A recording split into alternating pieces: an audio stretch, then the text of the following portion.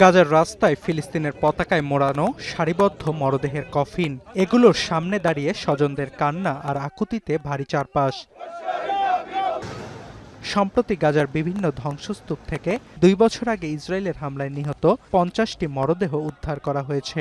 বৃহস্পতিবার তাদের শেষ বিদায় জানাতে সমবেত হন পরিবারের সদস্যসহ অনেকে। وعارفه انه راح ينفتح جرح كبير بس مش مشكله، المهم احنا نكرمهم لمسواهم، نلاقي مكان نروح نشكي لهم همومنا، نلاقي مكان نروح نحكي معهم فيه। 72 ঘন্টা ময়েশ্চার লক সমৃদ্ধ লিলি হুইপ শিয়া মিস্টিক গ্লোয়িং বডি ওয়াশ। শিয়া বাটারের গুডনেস স্কিন রিপেয়ার করে রাখে সফট ও গ্লোয়িং, ছড়িয়ে দেয় লং লাস্টিং ফ্রেগন্যান্স।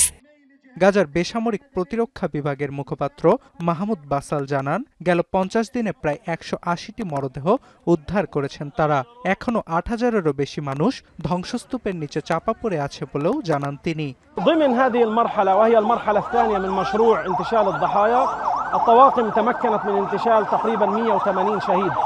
এদিকে 2024 সালে ইসরায়েলের হামলায় নিহত 5 বছর বয়সী শিশু হিন্দ রাজাবকে হত্যার দায় স্বীকার করে ইসরায়েল ফৌজদারি তদন্তের নির্দেশ দিলেও এতে ভরসা রাখতে পারছে না তার পরিবার। ان شاء الله احنا بنتمنى انه يكون القضاء من العالم كله، يعني بنطالب انه يكون من العدالة الدولية بأجمعها। এদিকে যুদ্ধবিরতির পরও গাজায় হত্যাযজ্ঞ চলমান থাকায় নতুন করে উদ্বেগ জানিয়েছে জাতিসংঘ। আর তহবিল সংকট ও ইসরায়েলি বিধিনিষেধের কারণে আসন্ন শীতে গাজার মানবিক সংকট আরও প্রকট হবে বলেও শঙ্কা সংস্থাটির।